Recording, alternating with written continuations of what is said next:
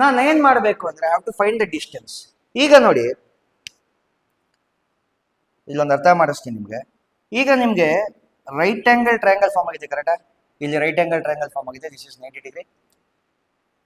B C ಆಮೇಲೆ ಈ point ಬಂದು ಎ, ಕರೆಕ್ಟ್? ಈಗ ನೋಡಿ, ದೊಡ್ಡ ಡಿಸ್ಟೆನ್ಸ್ x2, ಚಿಕ್ಕ ಡಿಸ್ಟೆನ್ಸ್ ಟು x1. ನಿಮ್ಗೆ ಈ ಬೇಕಾಗಿರೋ LM ಡಿಸ್ಟೆನ್ಸ್ ಏನಾಗುತ್ತೆ? This can be return as x2 minus x1 ಅಲ್ವಾ? ದೊಡ್ಡದು x2, ದೊಡ್ಡದ್ರಿಂದ ಚಿಕ್ಕದ ಸಬ್ಟ್ರಾಕ್ಟ್ ಮಾಡಬೇಕು.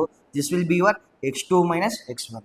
ಹಾಗೆ ಈ ದೊಡ್ಡ ಡಿಸ್ಟೆನ್ಸ್ ಬಂದು ಏನಿದೆ y2 ಇದೆ. ಈ ಚಿಕ್ಕ ಡಿಸ್ಟೆನ್ಸ್ ಬಂದ್ಬಿಟ್ಟು ನಿಮ್ಗೆ ಗೊತ್ತಿಲ್ಲ, ಬಿ ಸಿ ನಿಮ್ಗೆ ಗೊತ್ತಿಲ್ಲ. ಆದ್ರೆ ನಿಮ್ಗೆ QO ಗೊತ್ತು. ದೊಡ್ಡದು ಮೈನಸ್ ಚಿಕ್ಕದು ಇಲ್ಲೇನಾಗುತ್ತೆ? y2 minus y1. ಯಾವಾಗಲೂ ದೊಡ್ಡದು ಮೈನಸ್ ಚಿಕ್ಕದೇ ಮಾಡಬೇಕು ಮಕ್ಕಳ, ಅರ್ಥ ಮಾಡ್ಕೊಳ್ಳಿ. This is x2 minus x1. So ಇದೇನಾಯ್ತು? y2 minus y1. So A B ಬಂದ್ಬಿಟ್ಟು you call it as D, distance ಅಂತ ಕರೆಯೋಣ.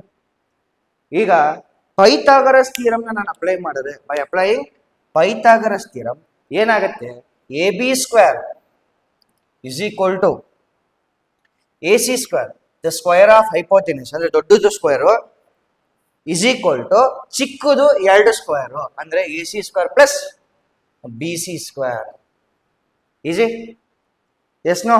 ಎಸ್. ಎ ಬಿ ಬಂದ್ಬಿಟ್ಟು ಡಿ ಅಂತ ತಗೊಂಡಿನಿ. This is D distance. So I can write it as D square is equal to A C ಬಂದ್ಬಿಟ್ಟು ಏನಾಗುತ್ತೆ?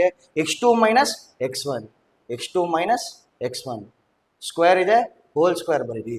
B C ಬಂದ್ಬಿಟ್ಟು ಏನಾಗುತ್ತೆ? y2 minus y1 whole square. ಇದನ್ನ ಡಿಸ್ಟೆನ್ಸ್ ಫಾರ್ಮುಲಾ ಅಂತ ಕರಿತೀವಿ. ಹಾಗೆ if you put the square, ಏನಾಗುತ್ತೆ? Square root x2 minus x1 whole square plus y2 minus y1 whole square. So this is known as ಏನು? ಈ ಫಾರ್ಮುಲಾ ಏನಂತ ಕರಿತೀವಿ ಮಕ್ಕಳ? The distance between two points. So the meaning is, ಯಾವುದೋ ಒಂದೆರಡು ಜಾಗದಲ್ಲಿ ಡಿಸ್ಟೆನ್ಸ್ ಇದೆ. ಫಾರ್ ಎಕ್ಸಾಂಪಲ್, ಇದೊಂದು ಬ್ಲ್ಯಾಕ್ ಪೆನ್ನು, ಇದೊಂದು ಬ್ಲೂ ಪೆನ್ನು. ಇವೆರಡರ ಮಧ್ಯೆ ಡಿಸ್ಟೆನ್ಸ್ ಏನು ಅಂತ ಕಂಡುಹಿಡಿಬೇಕು ಅಂದ್ರೆ ನಾನು ಏನು ಮಾಡಬೇಕು? ಕೋಆರ್ಡಿನೇಟ್ಸ್ನ ಫಸ್ಟ್ ಹಾಕಬೇಕು.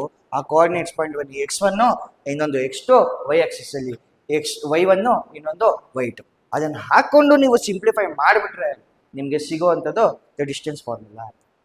ಈಗ ಡಿಸ್ಟೆನ್ಸ್ ಫಾರ್ಮುಲಾ ಅರ್ಥ ಆಯಿತು ಅಂತ ಅನ್ಕೋತೀನಿ.